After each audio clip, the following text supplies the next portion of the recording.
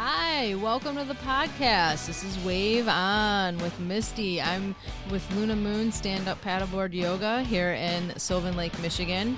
And I want to welcome you to this inspirational podcast where you'll find stories behind the scenes, storytelling on and off of the water. We might talk a little bit about paddleboarding, but there's going to be a wide variety of guests coming, and I'm excited to introduce this podcast for you.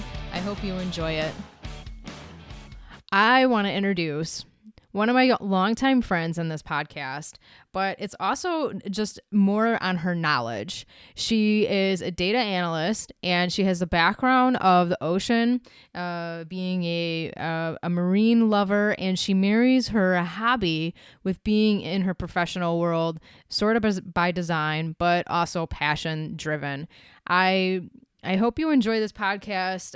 It goes more into the fishing world, seafood, if you enjoy eating those things. And she shares the background, the behind the scenes knowledge of it all. And I do want to address that I have a male voice. This is the second episode. And I want to say that I didn't address it. I didn't address it because, well, he's not a paid actor, but he's my partner in crime. I take maybe for granted that people know, and he is always in my my realm, the things that I do. So many know him and his voice, but I do want to show my gratitude for him, even just being involved and accepting my crazy tracks in life, I guess. And I want to thank Cynthia as well. I hope you enjoy this podcast. Hey, welcome back to the podcast here. And I have a very special guest, and her name is Cynthia, and we've known each other, actually connected through water. She used to live here in Michigan, and she was looking for a buddy system, a way to get out on the water. So welcome. Thanks for being here. Thank you for having me. Yeah. So this is podcast number 4.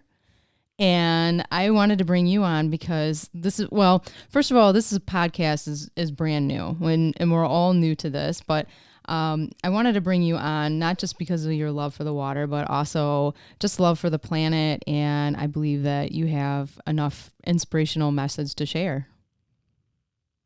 Thank you. I mean, I hope it comes through and that I can share some stories and inspire. Yeah, for sure. So so tell me a couple things. Because I know not only do you you like the whole ocean conserving and about sharks and marine life and things like that, but you also like to work with your hands. Yeah. So you could probably put the connection between the two. 2 years ago, I believe, I started getting really interested in leatherworking and just went down that rabbit hole.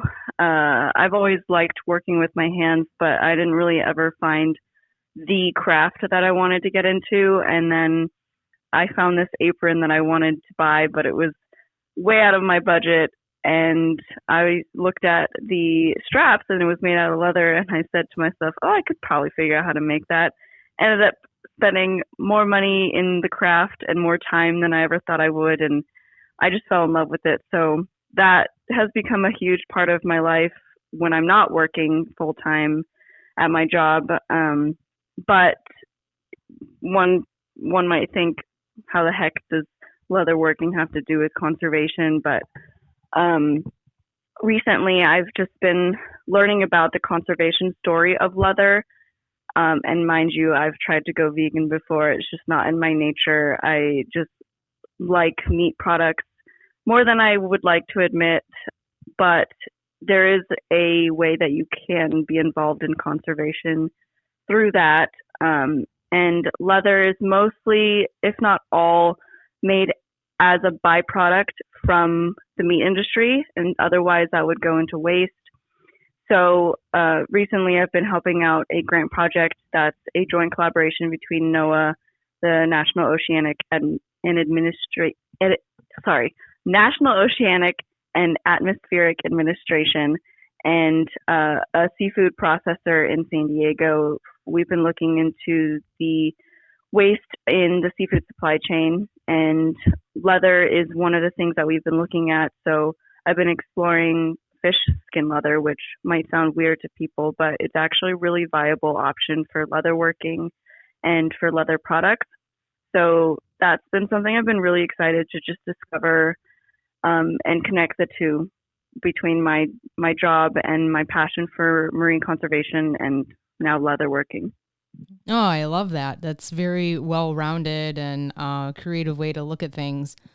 I know you. Well, you were out for well, it was back in July, and we had you for a short amount of time, which was really cool. Mm-hmm. And we spent the day on the water and down at the dock, and you shared some pretty cool stories at the dock, and we were interested in hearing about the whole well being, I guess, economical in the fishing industry.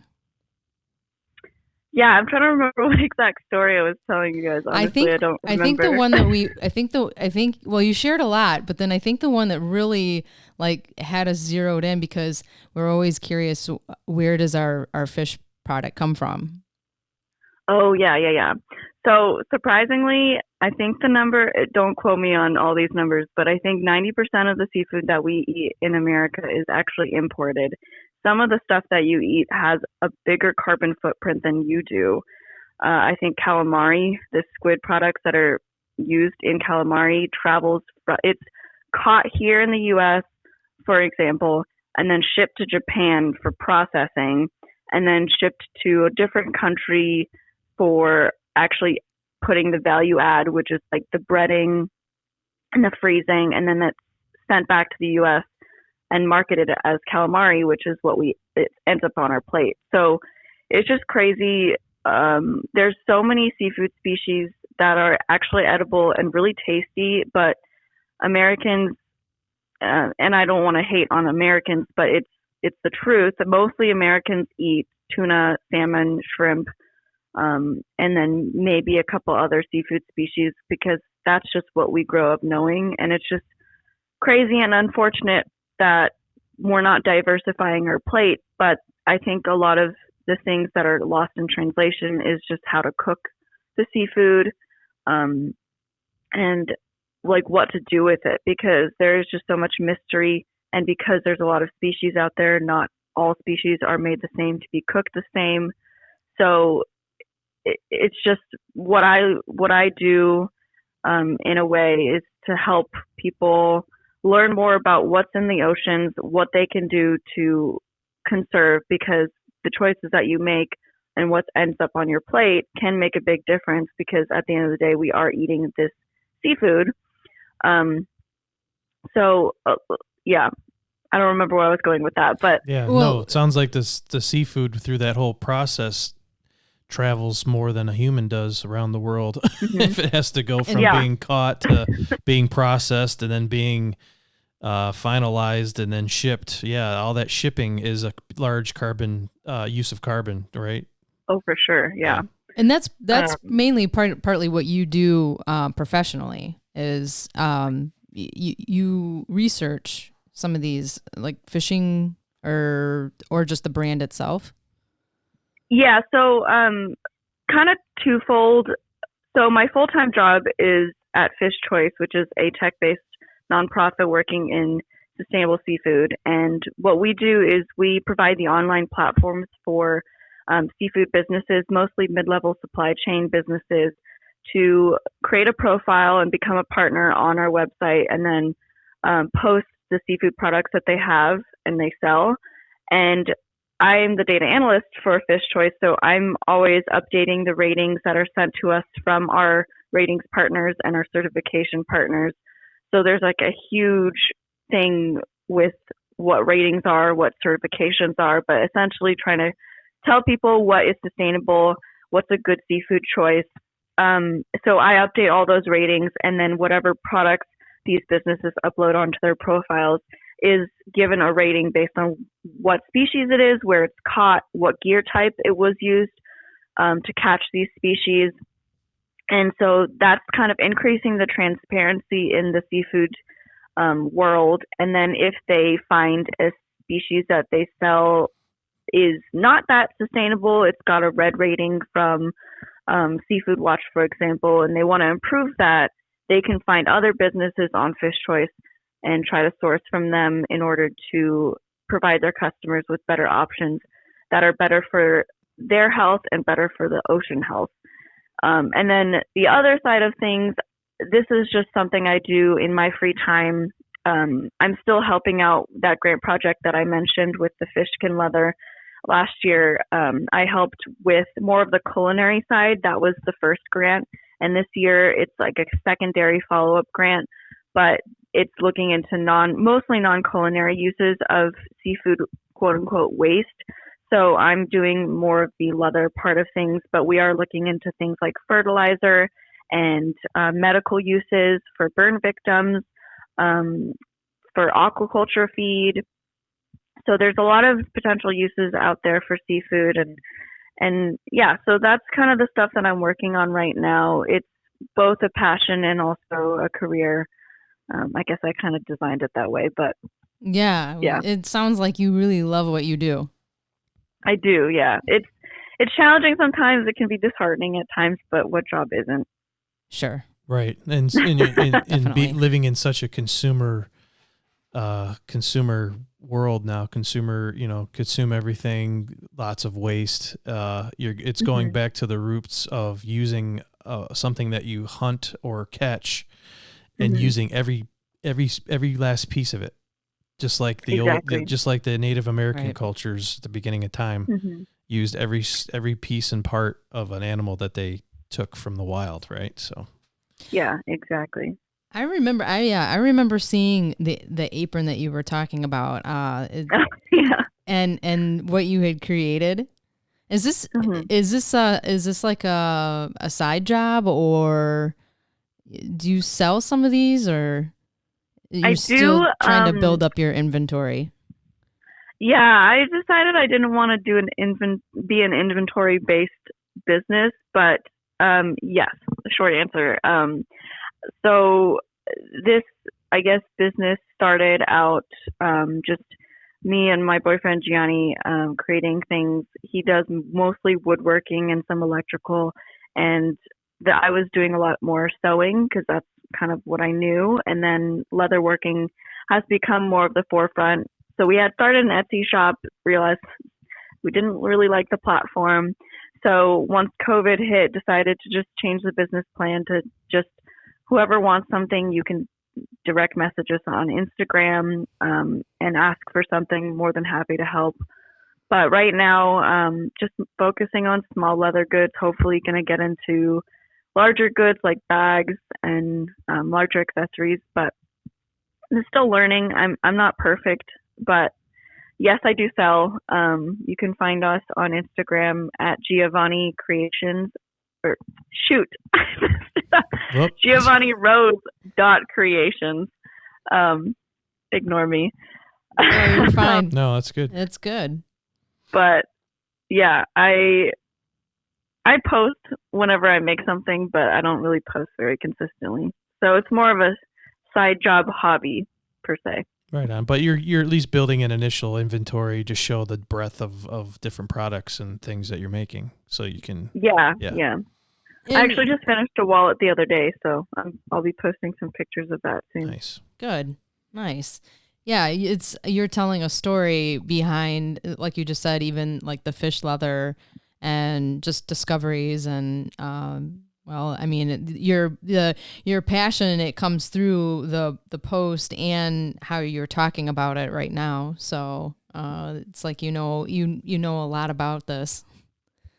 Yeah, I mean, I'm still learning. I don't know everything, but I mean, I started working with shark skin leather, and I mean, starting out in this world as a huge shark conservationist, I never thought I'd say that. But the global shark finning campaign is very effective, and it is good in a way, but it's a little bit too comprehensive. Not every single shark species is threatened. There are some species in certain locations like San Diego. Thresher shark is a big one. They actually do catch them still, and they don't fin. They don't do any of that shark fin soup there. It's illegal in the United States, but it is still a really viable and good protein option. It's rated pretty fairly. It's not in the red rating. But yeah, I never thought I'd ever eat shark. I never thought I'd work with shark in any sort of product, but it's actually a really cool leather to work with, and I actually really like using it, and it's super durable.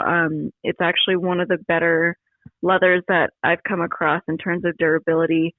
And there's a story behind that. I mean, like, you get to, if someone ever says shark skin leather isn't that bad, you can tell them, like, it's important to do your own research. It's important to look at the science. It's not just all black and white. And I also started recently working with alligator leather, and that's also another one where people are like, ooh, gator leather, like, kind of cringy, but that's also a huge sustainability story, more than I think any leather product that's out there. American alligator back in the 60s and 70s was basically endangered. I think they were on the IUCN list, and I think they were considered endangered species in the U.S. And because of the alligator leather industry, they started incentivizing private landowners to be paid in order to save the alligator eggs, which otherwise would, if they were left alone in the wild, they would be predated on, they would be attacked by ants, so on and so forth. And so because these private landowners started getting paid to collect the eggs, incubate them, and raise the alligator babies until I think they're a couple months old, that drastically increased the survival rate of alligators, and now the numbers are up to, I think, 3 million or 5 million, I can't remember, but in the millions now, and that's because the leather industry put a premium on them. Otherwise, they'd probably be extinct at this point. So, yeah, it's and that's what I would hope to replicate with fish skin leather with this grant project we're doing. A lot of the species that are being threatened right now, I mean, not all of them could be good leather options, I'm sure, but if we can, like, put a price on what would be considered waste, people would be a little bit more conservative with what they catch, and think of every part of the fish as valuable. So, yeah, that's interesting. How do you research a lot of these findings or just facts? Honestly, I think mostly social media, and of course you have to take everything you consume there with a grain of salt. If you find, like, very reputable sources on social media or on the internet, then you pretty much know you can trust them. But you also have to just truth test all of that too, and see what is, I mean, backed by science is really important. So, I mean, just Googling and just going down all those rabbit holes, it's just honestly whatever interests me. A lot of that gator information I got from American Tanning and Leather. They're the oldest exotic leather tannery in the United States, but they're also a huge conservationist organization, I guess you could call them. And I mean, I believe everything they say. One could argue that they're biased because they're a leather tannery, but they wouldn't be doing any of this stuff if it wasn't good for the environment or good for the species. So, no, yeah. I would agree. You know, that, I mean, to be well-rounded enough to sort of like what you're doing. I mean, you're well-rounded enough to say that, you know, I can't be vegan, but, you know, I am into the environment and I'm into being, you know, eco-friendly and just be responsible and be in the know about things. And I mean, from what I've witnessed as well, I think that, you know, it is about being in the know and just communicating a lot of that. And it like you said, lost in translation with some of this stuff. because I mean, when I'm in California, I love to have fish when I'm in California because I know where it's coming from. And when I was in San Diego too, like they couldn't keep the same fish on the menu, even though they're right there at the dock, which I just find fascinating. Which tells you that it's fresh and not frozen in a box. Yeah, exactly. I mean, if you think about it, and not everywhere you go is necessarily going to be sourcing that fresh, which is really good on them wherever you ended up going. But if you think about it, honestly, fishing is one of the last, if not the last, wild caught animal. I mean, cows, pigs, chickens, I think that's it. The big three, I mean, they're all pretty much systematic farming at this point. You know what your supply is. You know what you're going to be harvesting. Fishermen go out in the wild with very unpredictable conditions. Sometimes they can't go at all because there's storms or the water is too choppy for them to go out. So supply isn't guaranteed. And even if you can go out there, doesn't mean you're going to catch anything. So, I mean, I don't take fishermen for granted at all because I totally respect what they do and them providing like really great protein options for us in order to just survive and make a living and also help us keep us healthy. I mean, what I mentioned about seafood having a huge carbon footprint isn't necessarily their fault. I mean, in San Diego right now, there's very little working waterfronts. So they don't have the capacity, they don't have the room or the ability to process anything in-house or even in the country because there's just not that option. A lot of the waterfronts are being converted into high-rise condos, hotels, golf courses. So it's a huge fight between developers and trying to maintain an actual local economy. And so that's what I'm also trying to help out. I mean, in an indirect way with these projects is just getting more value to the fishermen so we can have fishermen. Wow. Would you ever consider yourself maybe capturing or leading your own foundation one day or I think she'll have her own fisherman's wharf named after her, Cynthia Wharf. No, I don't know.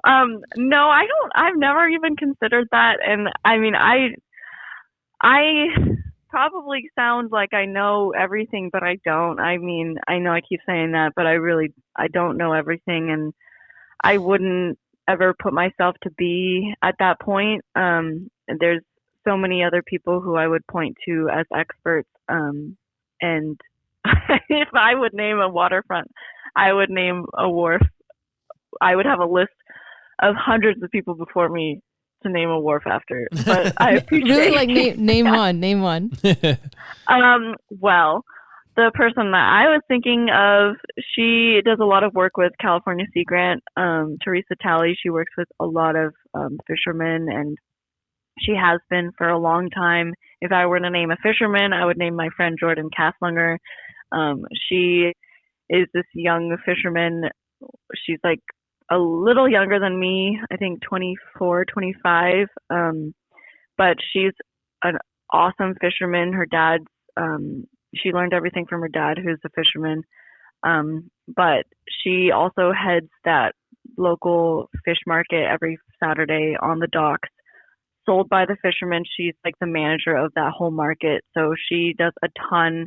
Her and I sit on the board for the Slow Food Urban San Diego board, which is a local nonprofit chapter of a international nonprofit. But we kind of work on the slow fish kind of aspect of everything. It's kind of hard to explain, but I would also name her one.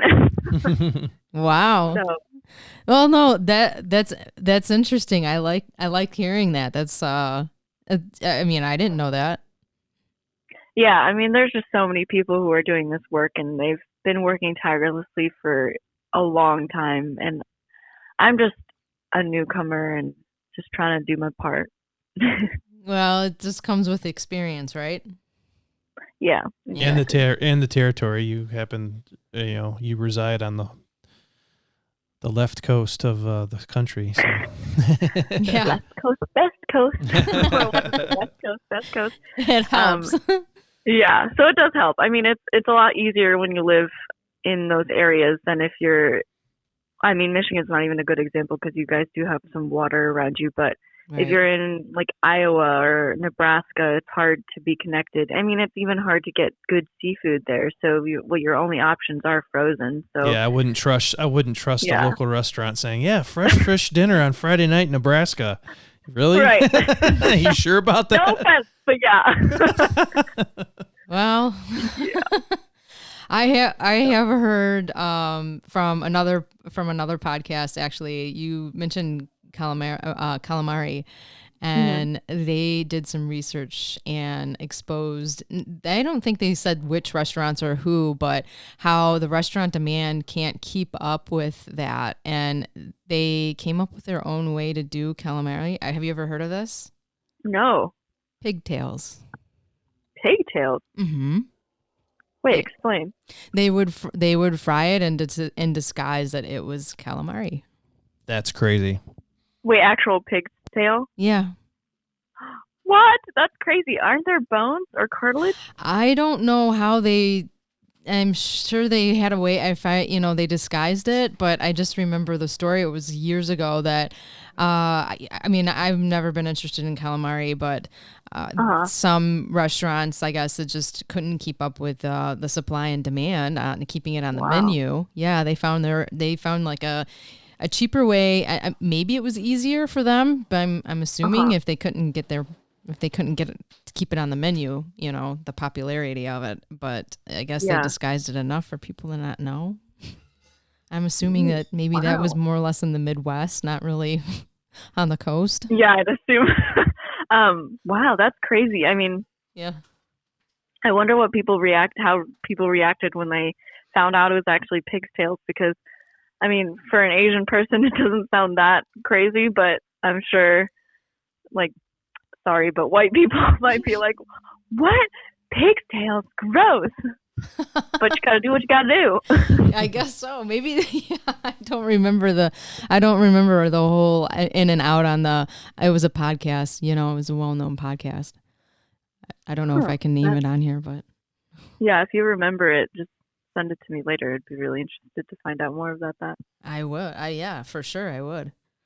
Now let's get to the nitty gritty. How bad has COVID? I mean, it's obvious, but from your personal experience, how bad has COVID affected everything going on in your career and industry and everything? So for my job, what we've noticed, I mean, not my personal job, our organization is fortunately doing okay.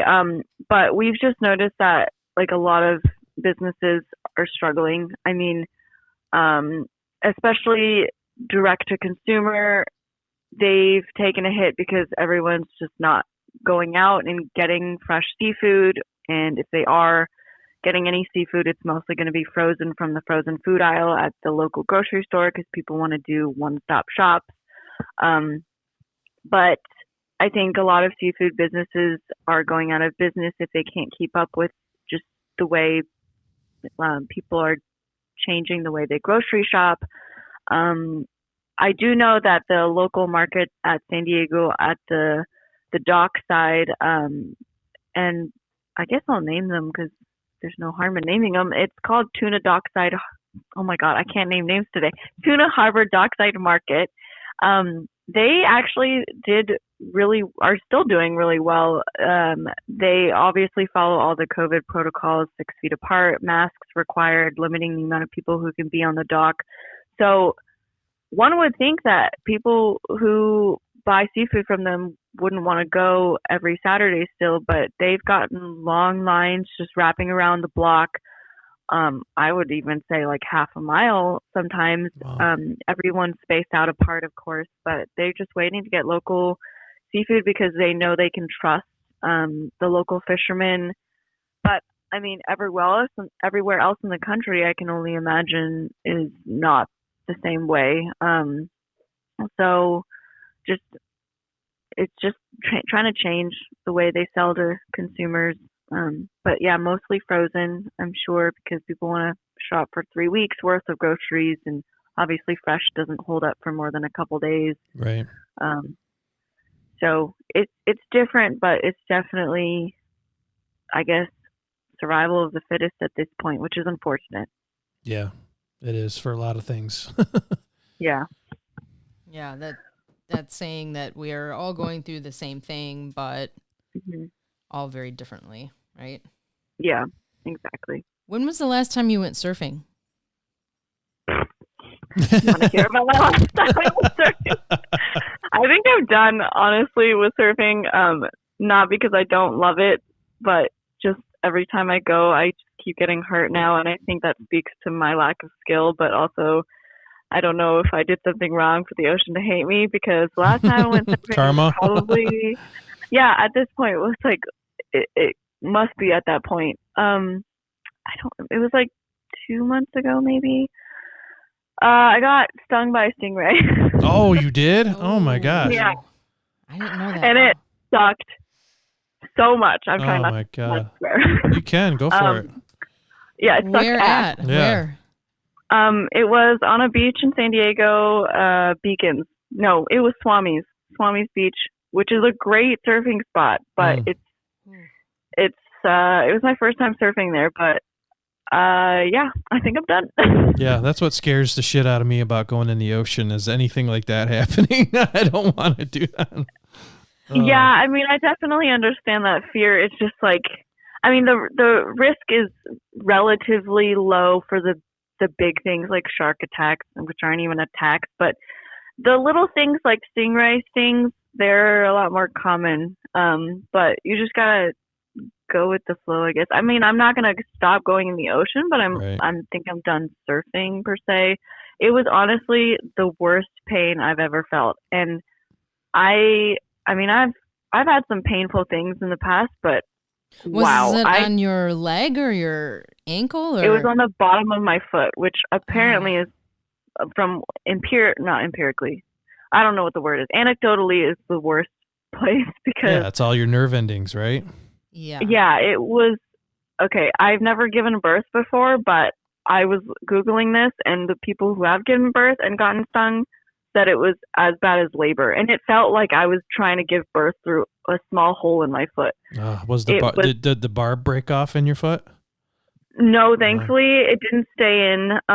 But the pain would come in waves, and I was just sitting on the beach because people like Gianni was there, and 2 of my other friends were there, and they were just, after they found out that I got stung, they were scrambling to get everything in the car, and then they were going to come back for me. So I was just like on the beach, like holding my foot, like sitting in fetal position basically, and just the pain would come, and I would try to speak, and I just couldn't get the words out. Wow. And then it would subside a little bit, and then I could talk, and was trying to be tough and stuff, and not like act like it was affecting me, but oh my God.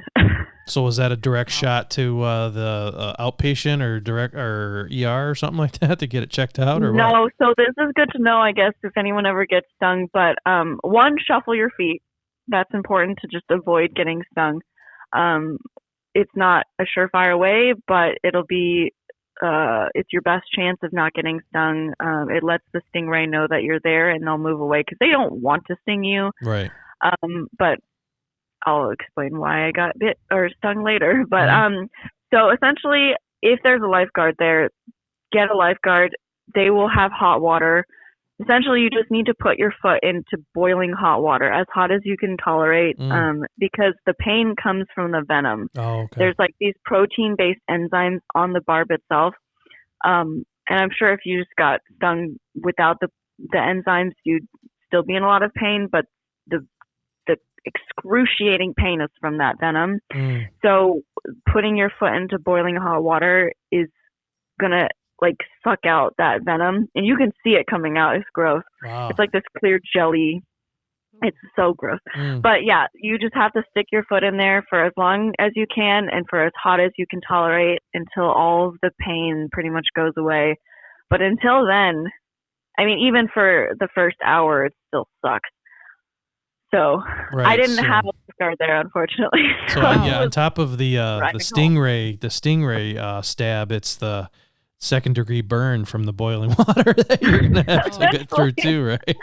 Yeah, it's like the lesser of two evils.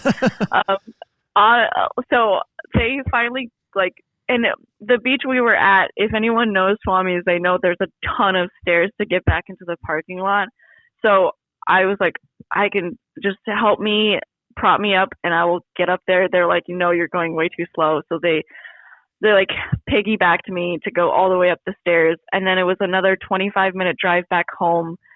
And like before, I had never been stung. I didn't really know what the protocol was. And my friend told me, like, put it in hot water. And he's like, I'm just worried, like, you need to get your foot in hot water and, like, maybe stop at a restaurant and ask for boiling hot water because it's the venom and I'm worried it's going to travel up your foot. And I was like, what the fuck? And so I told, sorry if that's a bad swear word. It's all good. But I told Gianni, I was like, drive as fast as you can. Like, I'm going to lose my foot. And so he's, like, flooring it home. I'm this crazy woman, like, half crying, half, like, groaning, holding my foot in the air. I think if anyone looked in the car at that moment, I probably looked like a crazy person. But we lived on the third story too, and we have really good friends who live on the second story in the same building as us. And I was just so irrational at that point. I told him, like, I need to call Donna. And he's like, why? I was like, she can start boiling water for us. And I called her. I was like, can you start boiling water? I just got stung by a stingray. And she's like, oh my God. And so she started. And literally, they're just one floor below us. I did not think I was going to make it one more floor. Wow. So thankfully, they actually ended up just putting really hot water in a bathtub. And I just sat in their tub for an hour and a half. But yeah, it's no joke. Wow. Yeah, you didn't experience that this summer out on the paddleboard. Yeah, no, not even close. I mean, I still worry about snapping turtles in that lake, but well, that's true, I guess. I mean, every once in a while I get a little paranoia even about like a water snake. Oh gosh. Every time I think that they're not real and they don't exist, then someone will post a picture that they saw one at the little beach, and then oh my gosh. Like, uh-oh. Yeah. We were even hanging out by the dock in the water this summer, and a big old giant pike just come meandering right between us. Yeah. It didn't even it did not even care that there was a bunch of people standing in the water with, floaties and stuff. It just rolled right through us. Yeah, I don't know if it was sick or just cruising on through, but it was pretty big. Like, wow. Yeah. Whoa. Yeah, I don't love swimming in that lake. I mean, it's fun, but also, I don't know. I feel like the ocean is, I would go for the ocean more than I would go for the lake. Yeah, really? I'm the absolute opposite of that. I mean, if you think about it, I mean, it's so murky you can't see anything. At least sometimes on a clear day in the ocean, you could see maybe the bottom. And then there's just so many human things, like, what is it, staph infection you could get, or the itchy foot. Oh, or you can get swimmer's itch. Swimmer's itch in fresh water too. Yeah. I don't know if you can get that in the ocean. Yeah, I don't know. Yeah, there's some trade-offs for sure. Yep. Yeah.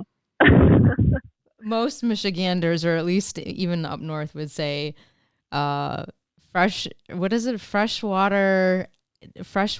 and salt-free or shark-free or something like that. Yeah. Oh, yeah, I know what you're talking about. I don't remember what the saying is, though. It could be both. Everyone kept telling me, though, when I first moved there. And they're like, oh, at least we don't have any sharks. I was like, is that a good thing? I like both. The ocean, I mean, I had never been on the Pacific side. It was the Atlantic I had more experience with, just because being closer to that, driving and stuff. But, being in Delaware, living there by the beaches, I loved the smell and then the sand and shells and things like that, and just seeing kite boarders. Have you ever tried kiteboarding or wanted to?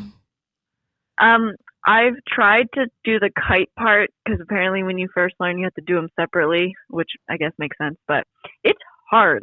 Yeah. It looks like so I don't think I'll ever do it again because it's just not quite my cup of tea. Mm-hmm. Right. Well, I've always liked having you in the paddleboarding, classes, when I get you. It's not always all the time, but yeah. But anyway, what do you think? So that's 39 minutes you just covered, girl. That's pretty good. Yeah.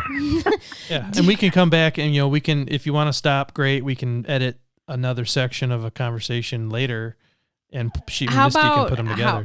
I mean, I'm still recording right now, but I can edit. Why don't you, how about do your Instagram name one more time? Because now here's Luna. God, yeah. So she's. Oh, Looney. She's like, what are you doing? Exactly. Crazy. Yeah. If that's Cynthia, tell her I said hi. Hi, Luna. If I could only give her a mic. Yeah. Well, honestly, you could. I can't guarantee what will happen after that, though.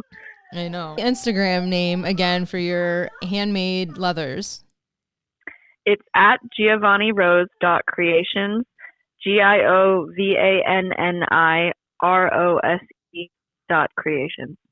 Perfect. That's amazing. Well, it was really good having you on, and thanks for being part of the new podcast. And who knows, you might come back again.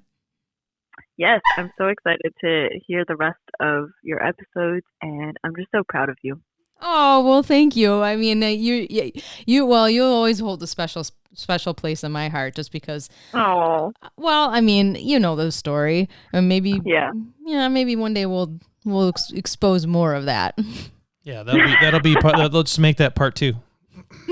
Yeah, that would be really fun, actually. That's true. So now that you know what to expect, when you come back on, should be pretty easy. I can't thank them enough for being on. Cynthia and Jeremy. Jeremy sort of sounding like the tech guy behind the scenes, and I'm just full of gratitude for both of them. I want to share lunamoonsupyoga.com. That's a brand new website. Finally matching the website name with the business name, and we have a code LUNA10. It saves you on the retail lip balms. I got a lot of flavors of the lip balms: lavender, peppermint, strawberry tent, and new beanies, trucker hats, long sleeves. Stay tuned. A lot is coming down the pipeline, especially after the new year. Probably see some more yoga videos, and I'd love for you to be a part of it. So hit subscribe if you're feeling really inspired. Leave a review for the podcast. I know this is brand new, and there's more coming down, more guests, but I really appreciate it. And as always, thanks again for listening. Thanks for being here.